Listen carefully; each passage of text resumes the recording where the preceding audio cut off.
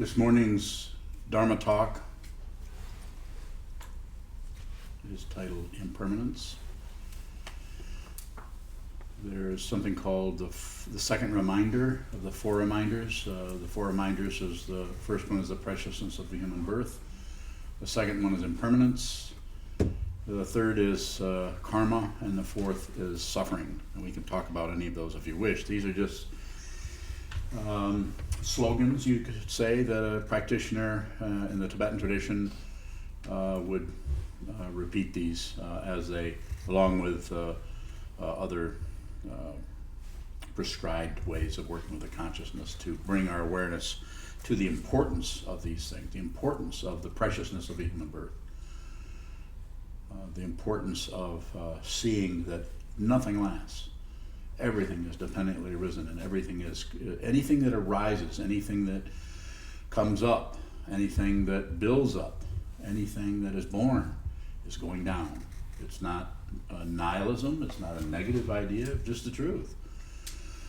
Most of humanity are finding ways to ignore that, shut it out, not look at it. And Buddhism has even been kind of accused of being nihilistic or pessimistic, because we think about death. Not so. In fact, and in fiction, the view of death is actually life, is actually to see that's happening gives us a great appreciation of what is the actual situation. We actually are here, we are alive. We are able to move from one room to the next, move from one thought to the next. That even the most difficult and horrible emotional upset or situation doesn't last, it goes away. We can perpetuate something by clinging, by fixation, by grasping for a little while, but even that is painful, which of course doesn't last. Nothing lasts. And all the philosophies are all address this in different ways. So the second reminder is the world and its inhabitants are impermanent. In particular, the life of beings is like a bubble. Death comes without warning. This body will be a corpse. At that time, the Dharma, or the truth, at that time, in our case, the Dharma, the Buddha Dharma, is our only resort. We must practice it with exertion. We must practice this teaching. And when we say we must, well, it's not an order. You don't have to do it. Go spend the next 30, 40, 50, 60, 70 years doing something else.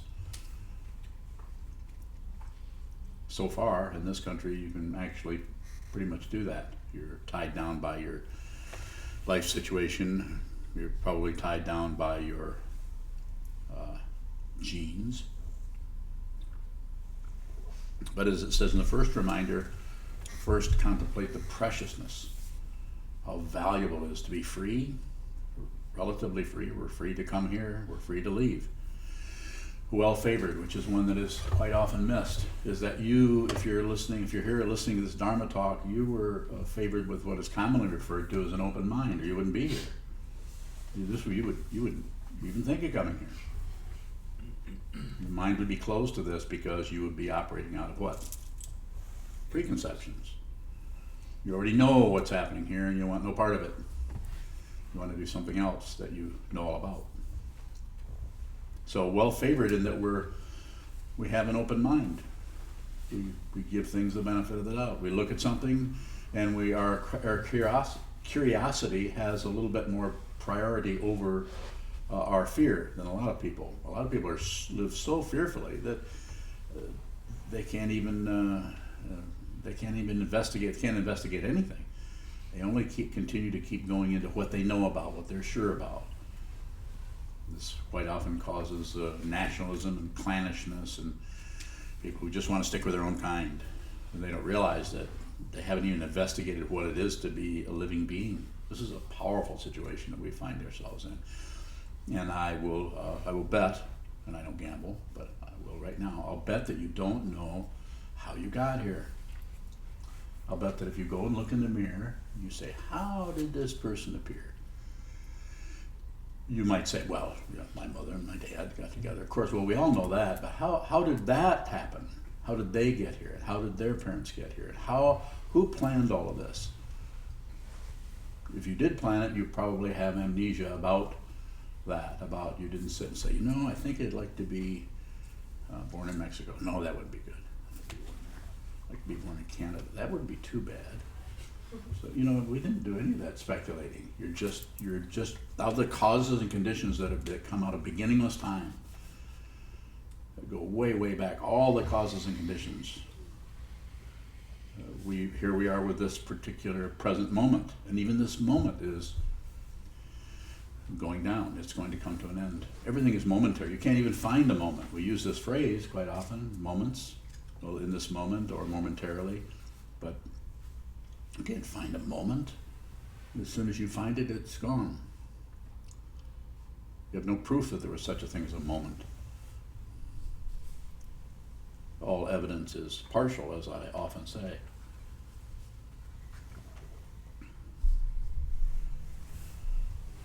So how to work with that? How to work with the impermanence? In our tradition, and in many spiritual traditions, not just Buddhism necessarily, we train our awareness to see what is true. We do that in our tradition, in the Soto Zen lineage. We sit down, face a wall, and we do shikantaza, or just precisely this, or zazen, sitting meditation. Sit still, watch. Don't have to do it all day long, although if you live here, you're probably going to do it the better part of a day, because it's a monastery. So we really promote, heighten, encourage, schedule sitting. It's one of the few buildings you'll find where the main activity in this building is to sit and look at a wall. To most people, as soon as they hear that, rather than having curiosity and say, well, so what is that about? What is that like? Why would you do that? Most people will say, I'm not accusing people of anything, but generally speaking, people will, as soon as they hear that, they'll immediately jump to conclusions, because they have no understanding of awareness, and they have no understanding of thought patterns. They are completely laminated, married to, stuck on, velcroed to their thought patterns. So laminated and stuck to thought patterns that you don't even know it's happening. You actually think that's the truth. You actually think your thoughts are true. I often say to people, I'm saying it now, don't believe your thoughts, don't disbelieve them. Don't believe them. You have a thought, don't believe it. That's true. Don't disbelieve it. That's untrue. Don't do anything with it. This takes tremendous discipline to do this. And when I say tremendous, I'm not talking about a walk in the park.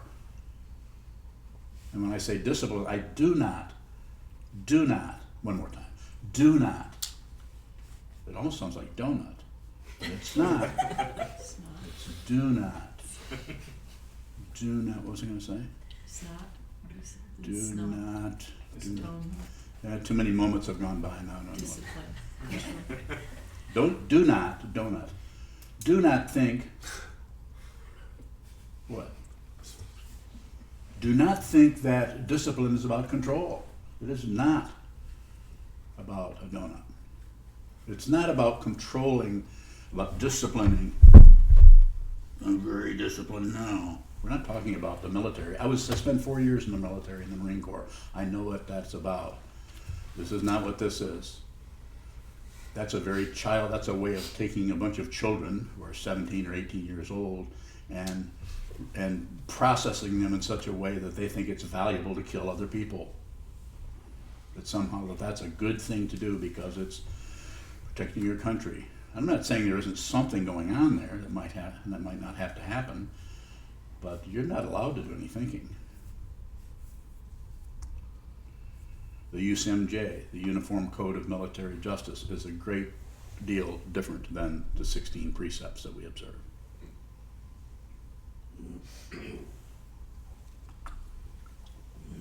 Speak. So how is the discipline that you're talking about different? Because it's a cooperative thing. Because you come and say, I want to study this. And I say, okay, so you need to do this and this and this. You need to sit You need to practice meditation, and so you begin doing that. But if you say, I don't really want to meditate, I'd rather go and study dog grooming. Nothing wrong with dog grooming. Or you might say, I think I really want to just do this with yoga. I'm not against yoga. And if you said that, I would say, go, do it. Let me know how it goes. And then you might say, well, do you think I should do that? I said, well, no. Well, what do you think I should do? I think you should sit here and look at the wall. Yeah, but what if I want to do yoga? Well, then do yoga. So I probably had this conversation with some people, but I don't know what I should do. Well, then wait and see what happens. Watch what changes. Nothing lasts. Even the feeling of I don't know what to do is going down. But it will hang around longer and haunt you if you keep putting different things on. You keep thinking this and thinking that. Maybe it's because of this. Maybe it's because of that. Don't do it. When I say don't do it, start with seeing that whatever occurs, you want to add something to it. If you have any kind of thought or any kind of feeling, any kind of emotion, instead of just watching that, seeing that it's impermanent, it can't hold up, it can't last. The worst possible thing, the best possible thing, will not last. But if we meddle with it, then it gives the illusion of lasting. I call them zombie thoughts. We keep resurrecting things thinking that, well, this should last longer. No, it shouldn't. It needs to die. This must be a new handkerchief.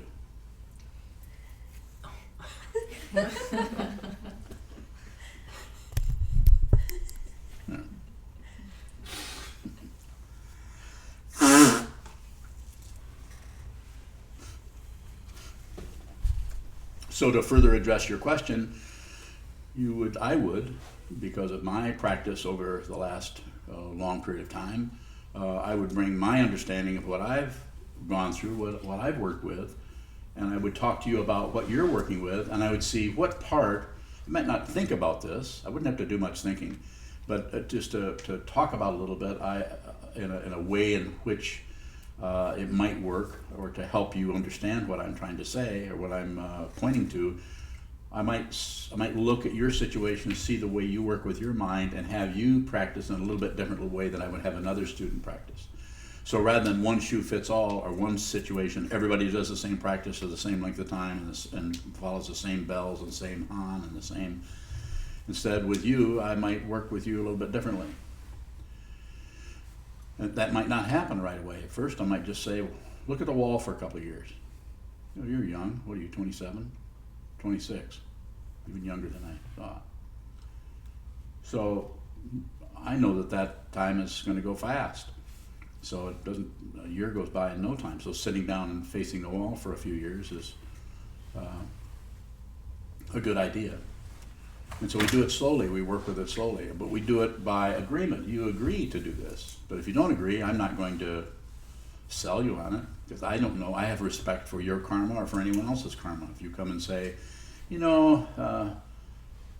thanks, Sokuzan, but I'm not, I want to practice some other kind of form. I want to study under Tibetans, or I want to study, I want to go back, as several people have in the past, I want to study under Theravadan. I've had people who were my students, actually, one of them in particular actually got permission to leave and go study under a Theravadan teacher. And of course, what am I going to say? Of course, you have my permission. Good luck. Yes? Does that change if a student asks for jukai or receives vows? Are you saying that if a person had received jukai or vows and then decided to go to another direction, it would be more difficult? But then I would try to look at it with that person to see, is there something about their karma where they need to do this and need to do something else? Just like with Bhatmi. Bhatmi's you're a bhikkhu, so he's a fully ordained monk in a totally different tradition, but he's also a student of mine. Who knew? I don't know how that works. But here he is. He wouldn't have to be here, but he's here, and so together we're talking about this, how to work this out. I get confused about what he's up to. Don't you get confused about what you're up to? Oh. So, but I work with him and work it with anybody else, just like have students that are very much into yoga practice. I think that's great. We have several people here who teach yoga. So it's not about Like for instance, in your case, you're fully ordained as a monk, and you're the Eno here. So if you were to, I'd be surprised if you wanted to go do something else. But I would talk to you about it. I wouldn't necessarily come up with a bunch of ideas about how wrong you are and how you need to be corrected. That wouldn't even work with you. You're a renegade. If you weren't a renegade, you wouldn't be studying under this old man. I don't have any lemmings here at all. Further questions about impermanence or anything else? I still want to know the difference between self-discipline and control. Okay, so the kind of so Kana's asking about the difference between self-discipline and control. So control is about seeing something that is doing something you don't want and trying to find a way to stop it or box it in or channel it or do something with it. And self-discipline is an awareness practice whereby you see the way in which you keep going, moving back and forth and back and forth. And through the awareness practice, the forms that you need will start to show up, and you'll do it voluntarily. It won't be imposed as like a parental kind of discipline. Don't do that. You're wrong. That's bad. Spank, spank, spank. You know, it's not a control thing. So it's more. It's the discipline we're talking about here. Comes out of your awareness about the fundamental need. It's like you look at it long enough, you see that I really need to use the form that's set up here, which is 6.5 hours of sitting meditation every 6 days a week anyway. And people come here and live because they want that kind of form. They want that structure, and they know that if they're home or living in Vermont or someplace like that, you know, they might get a little bit of that structure, but it's very difficult to do that in your own bedroom, in your own meditation room or whatever. But if you're here, then the Hanan bell ring at 6:45 in the morning, and somebody's given that job. And there's an agreement that we all do this together. It's called Sangha, the Buddha, the Dharma, and the Sangha. So if it's done out of awareness, then there may be times when you might have to put more pressure on a situation. You know, if you're talking about disciplining with someone who's 8 years old, that might be a different story. You know, that way this is what you need to do, and they'll say, why? You know, I want my freedom. 8-year-olds often say that. You know, and you say, sorry, but no explanation. You wouldn't enter any kind of a dialogue with an 8-year-old. You know, you're asking for trouble to do that. You know, they're not adults, so therefore they operate totally out of their emotions. So further, Kana, anything further? Okay, thank you. Any other questions? Yes. When you were talking about the second reminder, the last part of it, the Dharma will be my only help. I must practice with exertion. Yes. But then the next reminder, it says, when death comes, I will be helpless. Yes. So it's, on one hand, it says, it will be my only help, and then the next time it says it will be helpless. So what? Well, the ego form is a way of expressing your self-centeredness that looks like it's in control of things, just because you can decide to buy, you know, Colgate or what's that other kind? Gleam? Pepsodent? Oh, Pepsodent, yeah.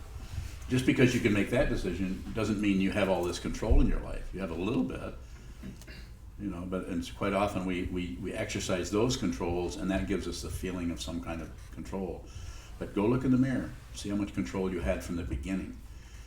So in this situation, because I create karma, I'll be helpless. And so it's just acknowledging the self-centeredness that is manifesting most of the time. It's just another one of the reminders. They all work together. One person the one on impermanence might be more important for them. The one that I emphasize is the first contemplate the preciousness of being free and well favored, difficult to gain, easy to lose. Now I must do something meaningful, which would mean train the mind. Must do something meaningful. What is really meaningful to do with our mind? To find out who we are, whether you're a Buddhist or not, whether you practice Buddhism or not.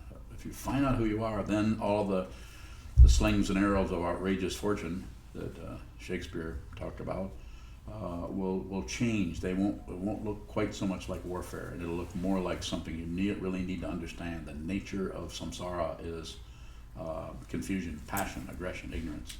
Most of the world is living in this with this warfare mentality. Even the people who want peace are very warlike about their desire for peace. They'll hit you with their peace signs. We've seen that on, well, CNN. Okay. Free speech TV. Further questions, please? Yes. How will the Dharma help you when death comes? The word Dharma, Buddha Dharma, means truth. The truth of the Buddha's teaching is if you understand that, then when death comes, if it comes in an instant, then there's the body's gone, but the consciousness hasn't gone anywhere. Or maybe it has. Then if it has, then no big deal. You're done with, done for. But if the consciousness is still there, then there's some kind of understanding about impermanence. There's some kind of changing your conditioning from grasping at a self, rejecting others, or grasping at others and rejecting a self, or shutting down passion, aggression, and ignorance. There's some kind of emphasis on the awareness itself, so you can actually see what is happening. And what is happening will be cannot be predicted. We don't know what will happen particularly. So the Dharma, or the truth, the word Dharma means truth or law. The truth will be my only help. So that truth that you operate with, and we're not saying there's lots of different kinds of truth, but we're saying that the way in which you apprehend truth through your own personal karma may be different than someone else does. Someone who's a Muslim is not wrong because they're not practicing Buddhism. They're coming up through that culture and they're doing their best to understand what this situation is fundamentally about. And they're using a particular spiritual path, albeit theistic, a spiritual path. Not incorrect, it's just if you're born in that culture, then that's what you have to work with. It's still Dharma. Further questions, please? And Maria. Sometimes I experience what feels like an accumulation of suffering. So my question is, what is the relationship between impermanence and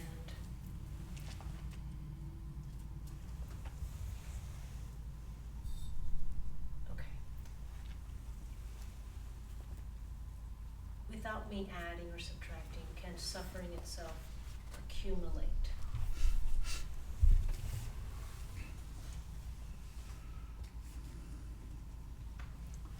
So less pushing and pulling will change the quality of your experience, because then you'll just be whatever's there.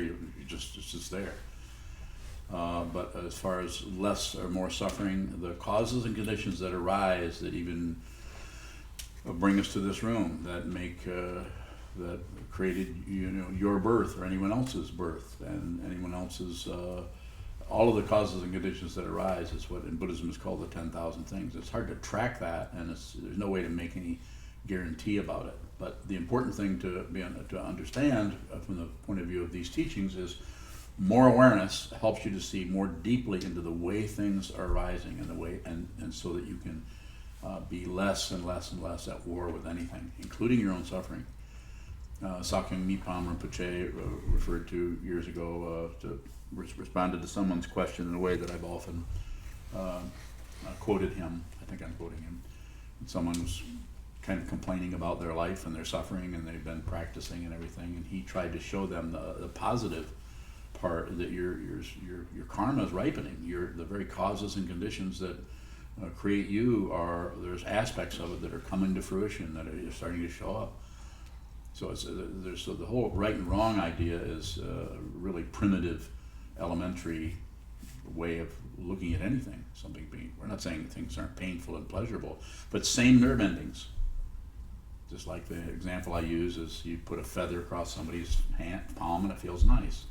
If you drag a push pin across somebody's, with the point facing down, of course, across somebody's palm, that's not going to feel very good. It's the same nerve endings that are registering that. It's just you're braiding it in one case and you're tickling it with another situation.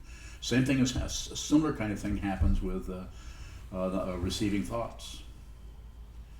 It's just that the thumbtack or the push pin and the feather have a relative truth that is based on this empirical or physical situation, where the deeper levels of consciousness, we start to get less and less away from physical kinds of substantiality or solidity into more and more rarefied areas of consciousness and awareness. So, but receiving feelings and receiving thoughts are also objects of awareness. They're just two different kinds of awareness. Yes, sir? So is morality or like a moral conscience a form of control? Okay, so say that one more time. Morality, like the Morality. right and wrong. What do you mean by morality? Like the sense of what's right and what's wrong. Yeah. So if you use that as if you just operate out of that as a structure, this is called fundamentalism. In other words, you're not going to use your awareness to check it out and see if here's somebody has taken someone else's life. Instead of that, you just punish them, rather than you investigate it and see what happened there. So you actually see, so you know that, well, this person did this because they had been threatened by this other person over and over and over again, or even tortured by them. So we all see, especially on the news now, that everybody has their little video machines. My goodness, it's hard to, a day goes by that somebody isn't really abusing someone else and it's recorded. So more? You follow me? We might have the guideline, but we observe the guideline. Like in our tradition, we have 16 precepts. We observe them. We don't follow them like laws. They're not 10 commandments. We observe them. Michael? So, is awareness without morality? What is morality? I'm going to put Judgment. Yeah, there's not much judgment. There might be some evaluation coming out, but that's also has to do with the sixth consciousness rather than the seventh and eighth. It has to do with just processing something in a very pragmatic sort of way. But as far as looking at something and saying, well, this is right and that's wrong, this shouldn't be happening, they don't deserve this, or they deserve to go into that, is just reifying, reestablishing, and reinforcing a sense of self and a sense of other, which is untrue. There are no separate beings anywhere. If you realize that, it's almost humorous the way people attach to a sense of self and a sense of other. As it is said in the Yogacara tradition, and I've said this in the last couple of weeks probably a dozen times, perception only. Just a basic teaching, perception only. It doesn't mean there isn't someone there and someone here, but there's not an actual self here and an actual self over there. There's all kinds of things operating, biological, spiritual, emotional, whatever, but there's not an establishment. Everything is in flux, nothing lasts. This person that walked into this room that you watched walk in and offer incense up here is gone. Even the robe isn't the same. Everything is constantly changing, basically decaying. Anything that is born will die and decay. So perception only. It's not that there isn't something there and something here, but the important part of it, if there is a reality to it, it's the perception. It's the perception of it. Not the perceiver, not what is being perceived. If you grasp it at what's perceived, or if you grasp it at the perceiver, you're creating warfare. Yes, sir? So is there time that operating out of that structure of morality is appropriate and or necessary? I think we were talking about baking, weren't we? Awareness baking. Yeah, awareness baking. Yeah, you can't really make a lemon meringue pie with awareness. You have to go to the forms. You have to go and you have to ask Unyo where the recipe is for lemon meringue pie. Then you have to be able to actually follow that to the letter. Because if you don't, what happens? You won't have lemon meringue pie. What we have, a mess. So, being silly about it, but it's the idea that there are certain times when we really need a strong form, but that should be, we should determine that through our awareness rather than determine it through making sure that everybody follows the law and who's not following the law. our society is very primitive. We don't trust anybody. We're just constantly, instead of actually helping people, whatever you want to call it, rehabilitate or whatever. It's just a very, we live, I'm sorry to say, in a very, very primitive world of punishment and rewards. And it's silly. It's like everybody's in the third grade, and that's not to be disrespectful to third graders. Yes. What, I have a two-part question. How do we practice beginner's mind with suffering that feels returning, familiar, and snowballing? And the second No, question- first I'll ask you. Answer Okay. that. Okay. Can you remember the second one? Yes. Okay. So beginner's mind is just returning to square one and sitting down and starting over.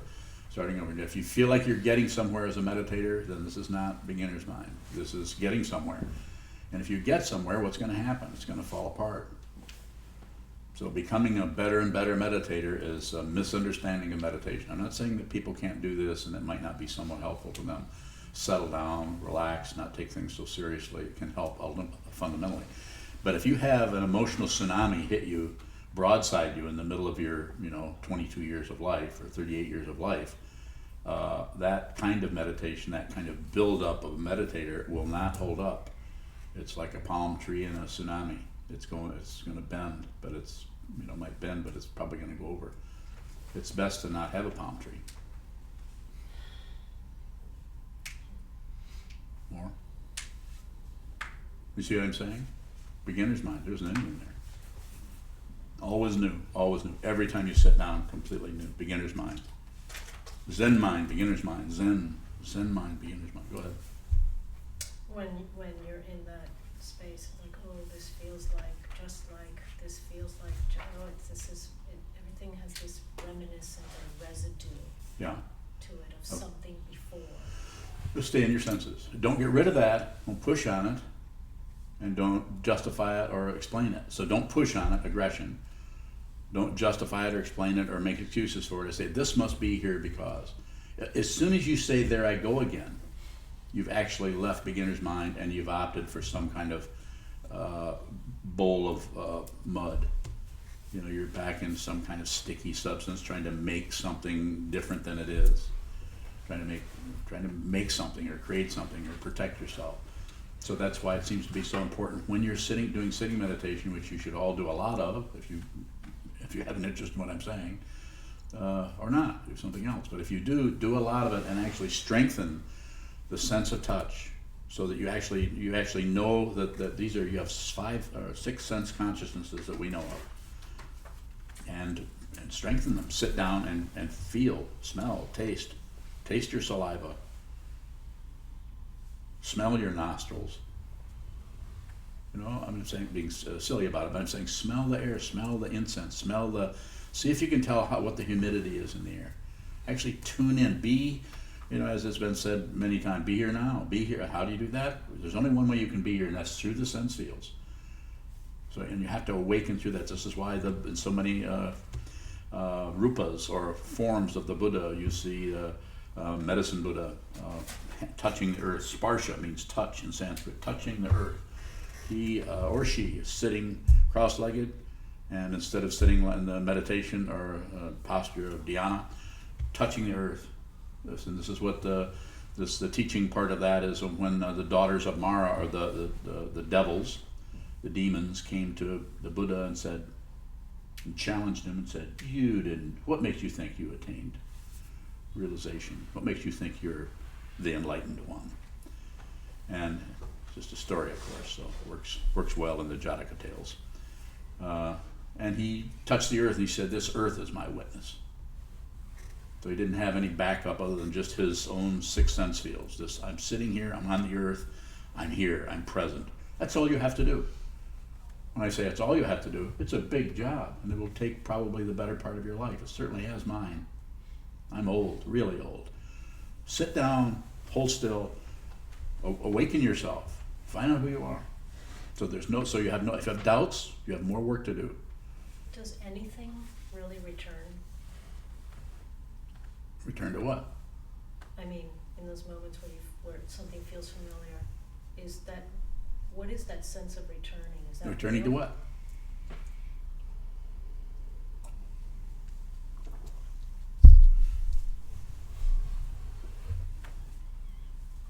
Katagiri Roshi, his series of talks that a friend of mine helped edit, Willa Hathaway. It's called Returning to Silence. I thought all you have to do is read the title of that book. You don't have to read the talks. I've often said if it's a good book, you just read the title. Don't bother with the book. Is familiarity a delusion? Is familiarity a delusion? Sure. So is strange. Something strange is a delusion. My final question is, Yeah.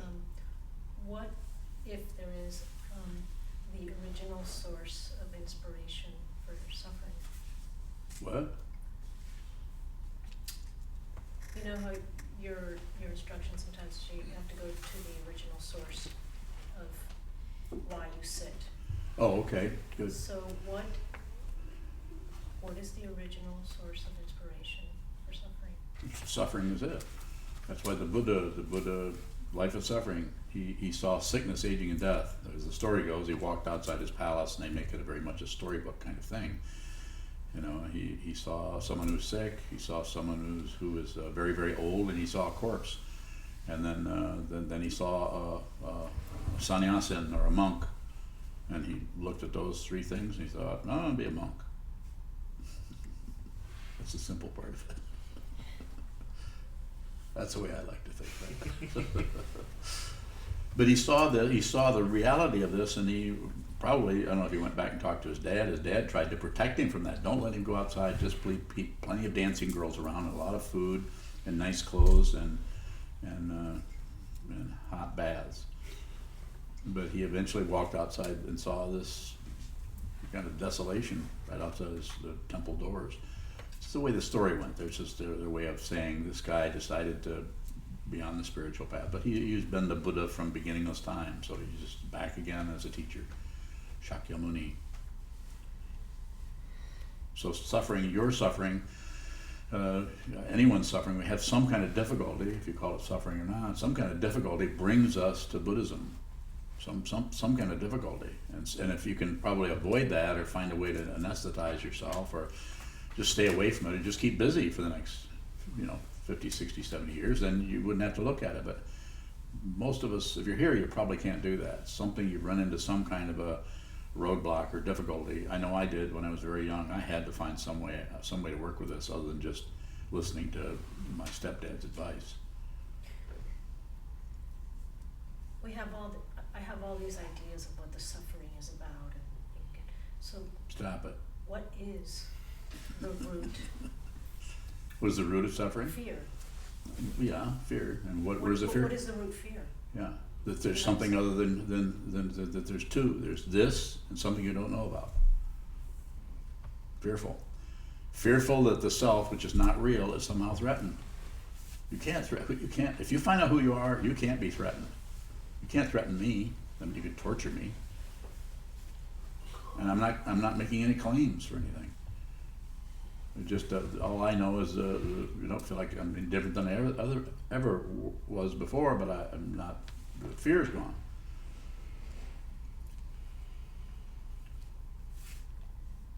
So, and how does that happen? By looking right at the fear over and over and over. Sit down, train your mind. Sit down, day after day after day after day. And other people will say, "What do you want to do? You're going to turn into a vegetable." Well, you say, "I hope." Won't be an asparagus. Yes. Is morality just a form?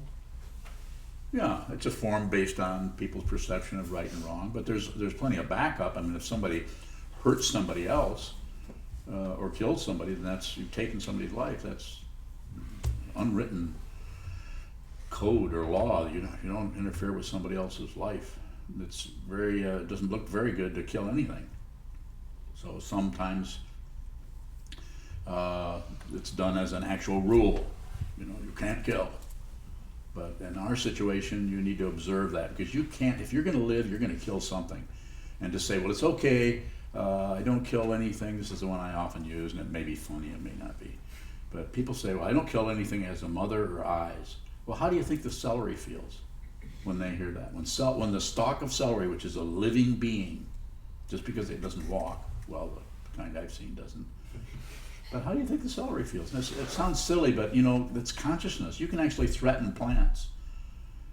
This is something that is a empirical proof. There's detection devices that are showing that if you take aggression towards some kind of a living organism, it knows it. It backs off. It moves, or it does something. Has anybody read anything on that? Tends not to grow as well. Huh? It tends not to grow Yeah. as well. And we all know what it's like to have to take plants that are not doing so well and move them into a house where somebody has the proverbial green thumb. Suddenly, things start to grow. Yes. How does seeing the impermanence of whatever is arising help us to appreciate it? Because what is seeing it doesn't do anything.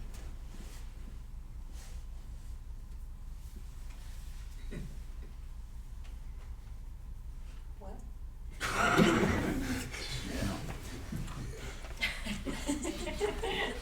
The what sees that doesn't do anything. Can't even find what sees that. It's called no self, anatta. And anicca is the one for impermanence. Nothing lasts.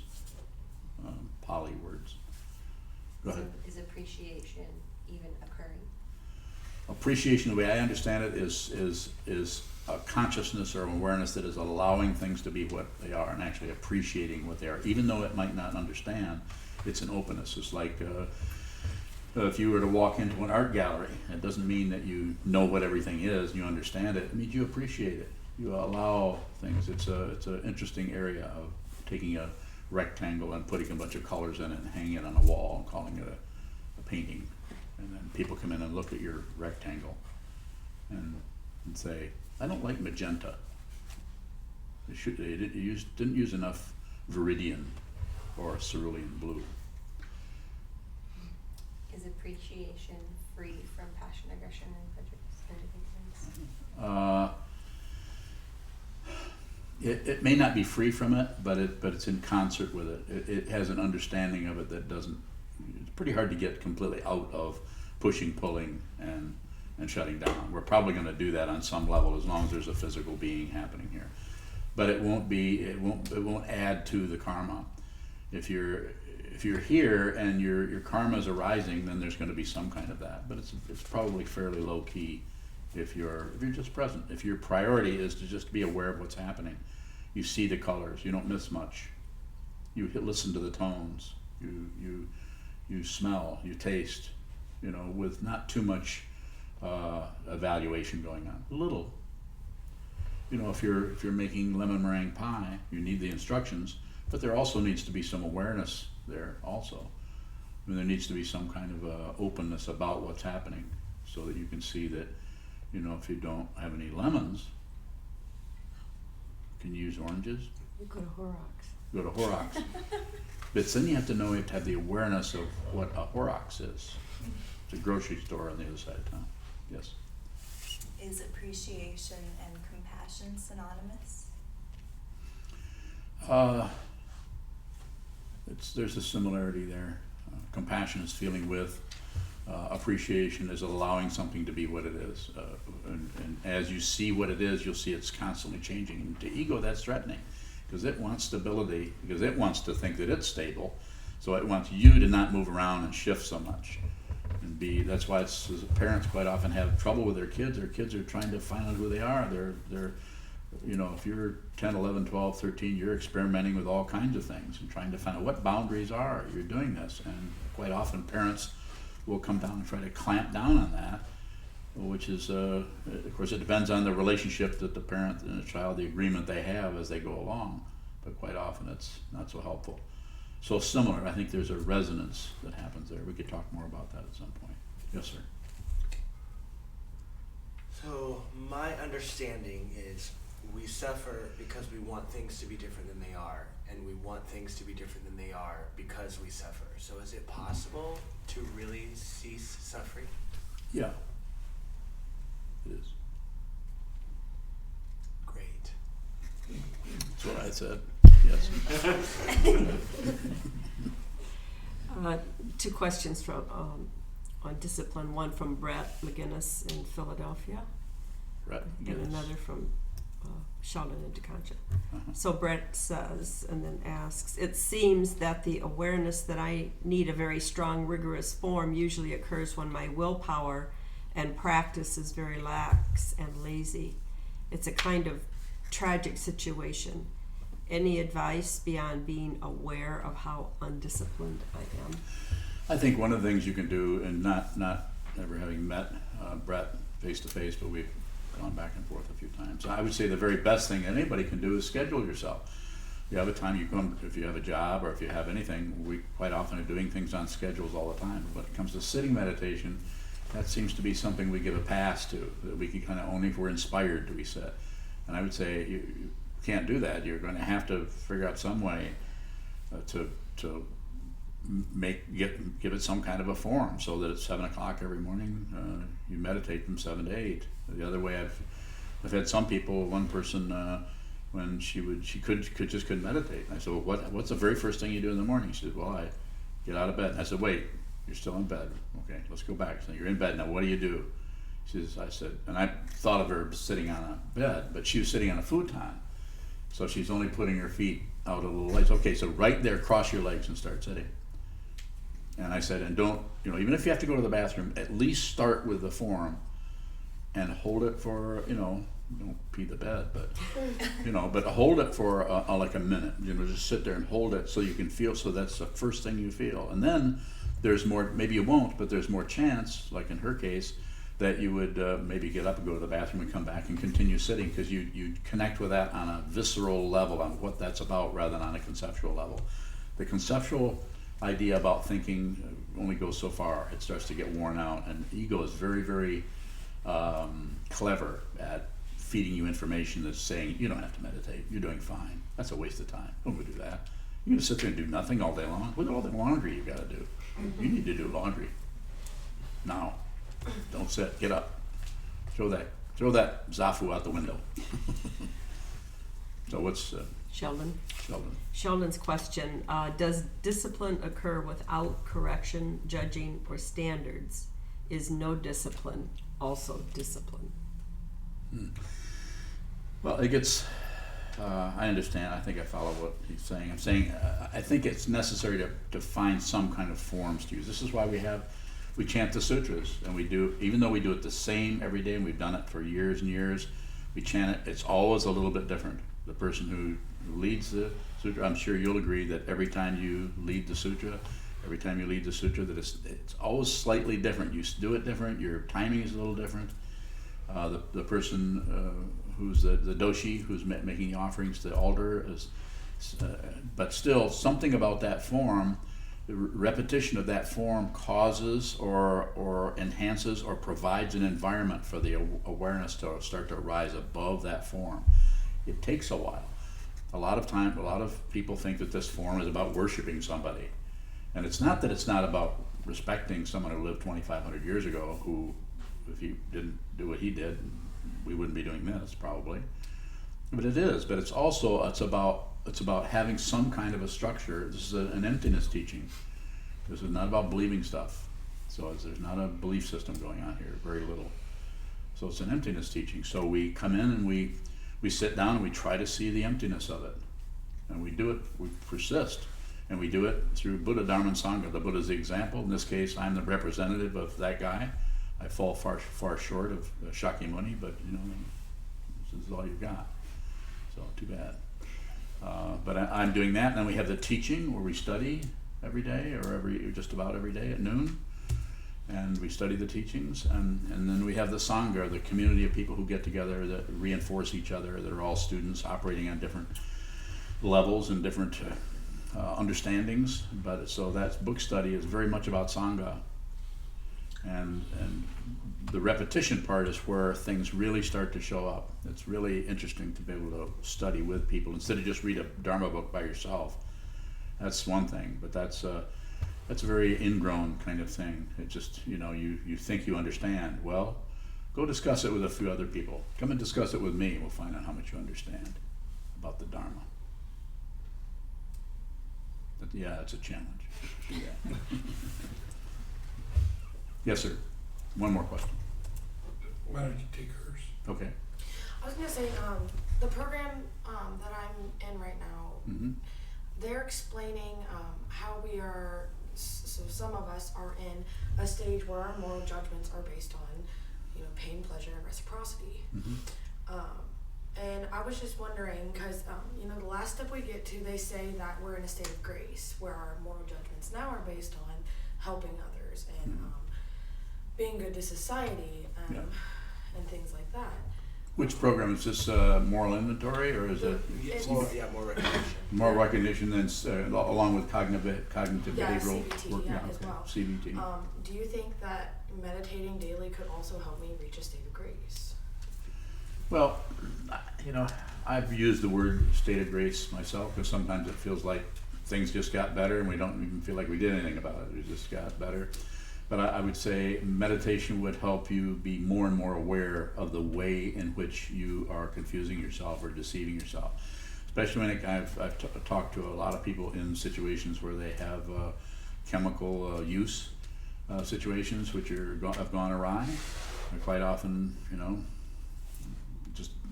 just painkillers in a lot of cases. And I'm saying that the more awareness you can bring to that, through meditation practice, the more you can see the way in which you keep going into a bad neighborhood.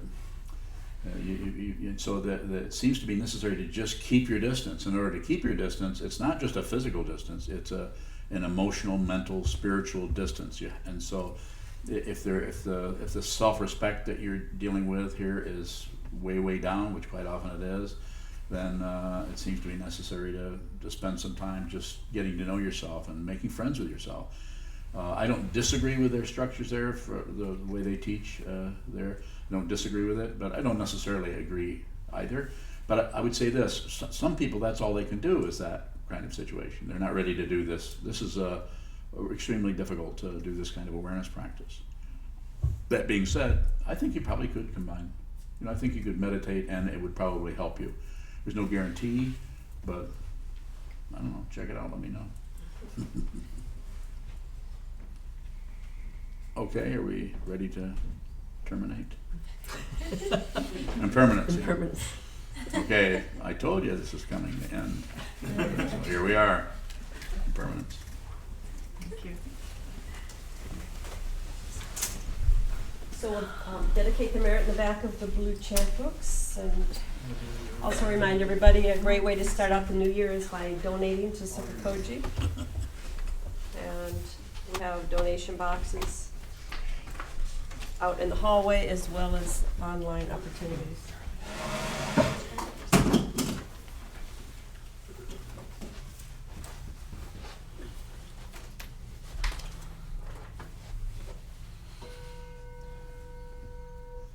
May the merit of this penetrate into all places, so that we and every sentient being together can realize the Buddha's way.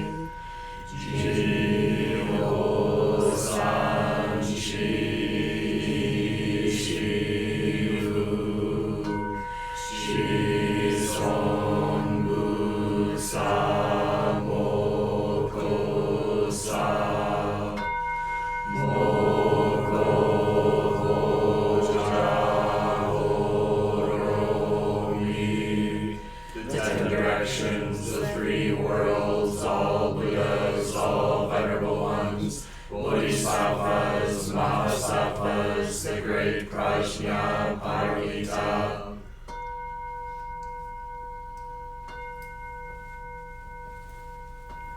O Buddhas and Bodhisattvas of the 10 directions and the 3 times, please hear us. Please come down out of the light and protect Sokukoji Buddhist Temple Monastery, our Sangha, families, friends, and visitors. Heal everyone who is unhappy, sick, or suffering, and fill them with light.